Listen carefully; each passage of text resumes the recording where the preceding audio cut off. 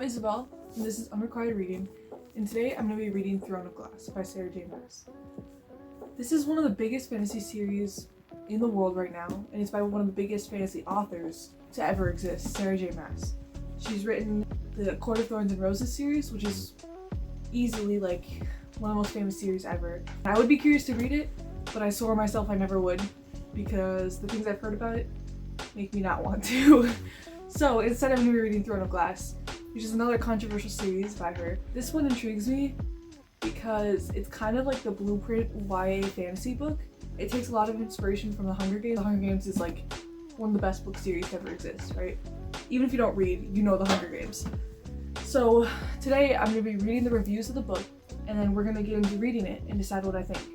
Should you read it? Are you the right audience for it? And does it deserve all the hate it gets? I'm gonna take up my laptop here. To start, let's look at what other people think about it. One user says, "How do you screw up your story quite so badly after starting from an incredible premise, involving the most notorious assassin in the land, now a slave, being offered the chance to win back her freedom?" Got me there, kind of. So I truly know nothing about this book. I've heard it be compared to The Hunger Games. I know it's by Sarah Maas.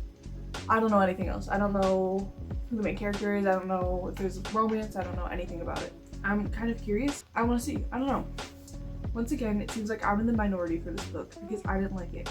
It's such a shame too because I'd heard a lot of good stuff about it. Maybe it's just me, or maybe this book just plain sucks.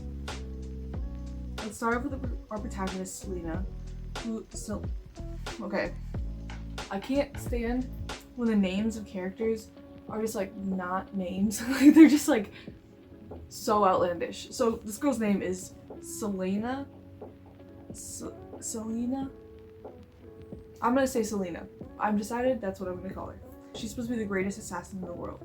I'm cool with that, but it'd be nice if she could actually prove it, because from what I've seen, she's once hell of a crappy assassin. People walk in and out of her room all the time when she's sleeping. She just keeps on snoring. Hello, aren't you supposed to spring up like a ninja and hold a knife to that person's throat? Okay, main character's an assassin. We've established this. Throne of Glass had so much promise. Imagine a competition like The Selection, only far more deadly. She's sent to Glass Castle to compete for the title of the King's Champion. We soon realize that beneath the thin veneer of glass, there are far deeper and darker secrets lurking. Okay, I'm kind of intrigued actually.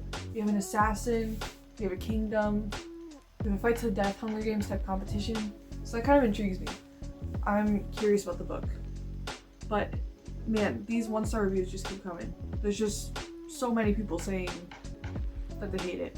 But with all that said, I'm gonna get into the book. In case I didn't say throughout the book, I'm gonna be taking post-it notes. I can't find them right now, but I have a stack of post-it notes. I'm gonna put them throughout the book when I have something to say. And at the end, we'll go through and see what all my reactions were, instead of coming back here every time I have a reaction.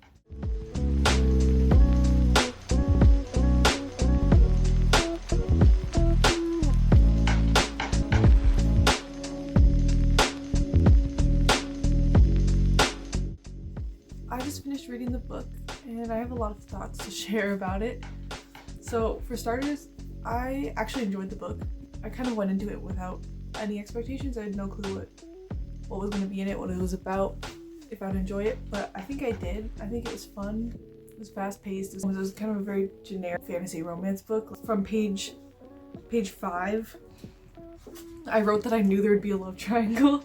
They like introduced all of the main characters by page 5, and I immediately thought, oh, that's a love triangle. So that's clearly a sign that it was a little bit generic. And I was right about the love triangle. Called it on page 5. Absolutely correct. It was very funny. I think that with all the characters being introduced right away, we got very little backstory for the main character. Like, there kind of was no exposition. It tells you everything about the plot without showing you anything about it, which I thought was kind of annoying. Like, I was like, explain, like, she's at this prison, like, why is she there? And it says it's like really hard for her, but like, show me that, don't tell me that. And I think the whole book kind of suffered from that. Throughout the entire thing, you're just told what people are feeling, what reactions are happening, what plot is happening, everything, like what dynamics people have, and you're never shown them. You're never like, oh, these people are friends because they like each other. You're told that they're friends. So my first qualm is that, but then also I wrote on page 7, calling it now, she's not going to kill a single person. And I was correct.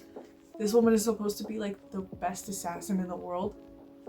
And in this 400-page book, she kills not a single person. And she's in a competition to fight people. How, like, I don't believe that she's an assassin at this point because they never show her killing anyone. They only talk about her being an assassin. And so I'm like, I don't believe you. And it's just kind of ridiculous throughout the whole book.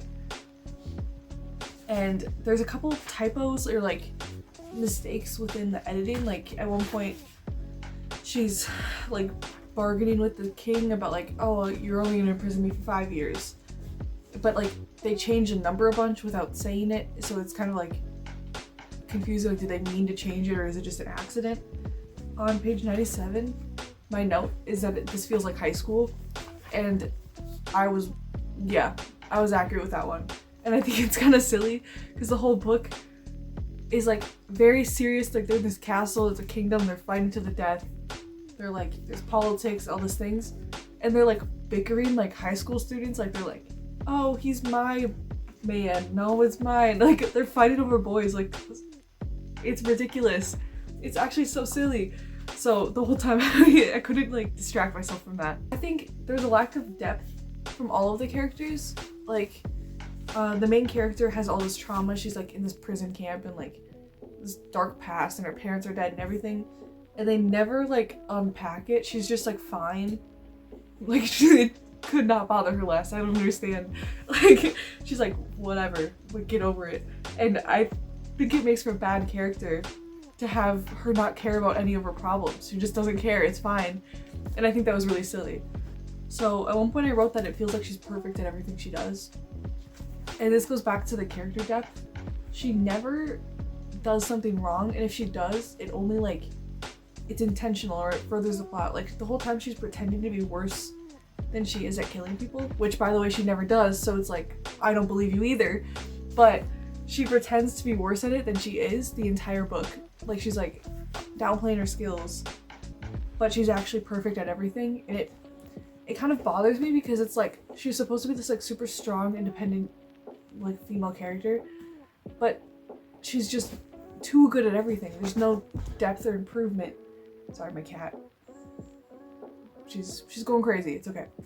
She's too good at everything. And so the whole time it makes you think, oh, to be like super strong and powerful, you have to be the best at every single thing you ever do. And I just think that's a silly theme to have.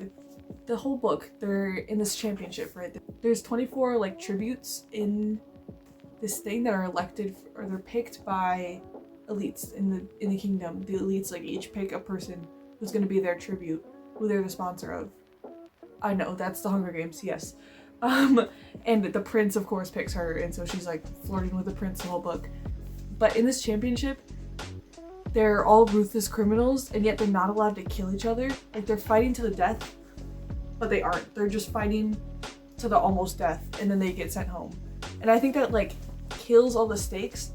In the Hunger Games, you can have a YA book where there's teenagers killing each other, but in this book, they're all adults and they aren't allowed to kill each other.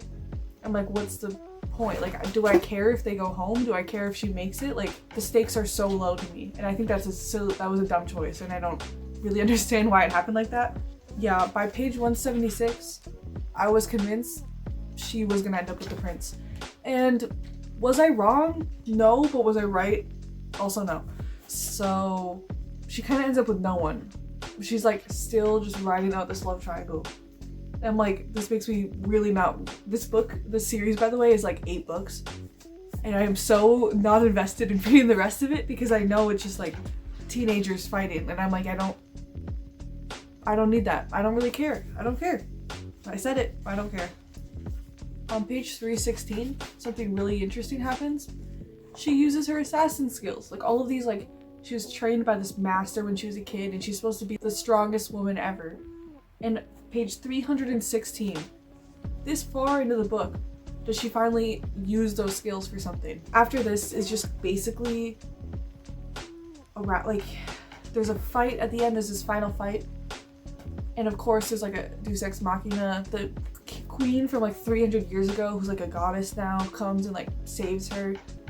And it kind of kills all of the tension because she's like in this fight, she got poisoned, she's fighting this dude, and then a queen comes and like saves her. And you're like, well, yeah, but okay. Like, I don't know, it just makes it all so useless. Like, you read this whole book, you're in this final fight scene, and the main character who you've been rooting for isn't the one to end the fight scene. It just seems so silly. Like, why do it like that? So throughout the whole book, I kind of was just questioning the author's decisions. Like, I didn't hate the book, I actually enjoyed it. I thought it was really fast-paced. I read it in like 3 sittings. Like, it seriously took me no time. It was like 2 days. And I think the book was fun, but it wasn't good, I would say. And like, I understand it's one of the most popular series ever. Like, it's one of the biggest fantasy series. And I kind of get why, but I also don't, because I think there's so many better books that do the same thing. For example, the author's other series, Crescent City.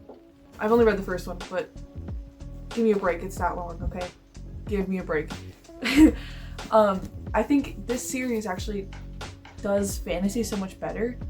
And if you're looking for like YA fantasy, I would say this is like the most generic example. Like, I think it has the adventure, it has the romance, it has strong character fighting things, but it doesn't do any of them very well. I think it's okay at everything it does, and it doesn't try to do enough. So it ends up falling a little bit flat, but overall I still like the book. So if you're new to fantasy and like haven't read a million fantasy books like I clearly have, then I think it would be a more fun experience, because not everything that happens is new to you. Like, you wouldn't know by page 5 that she's gonna be in the love triangle with 2 guys. And like, it would all be a little less obvious to someone who's newer to the genre. So in a sense, I get why it's so big, is because people who haven't read a lot of fantasy read it, and then all of it's new to them and they enjoy the things that are in it. But I think if you read a lot of fantasy, it becomes one like every other.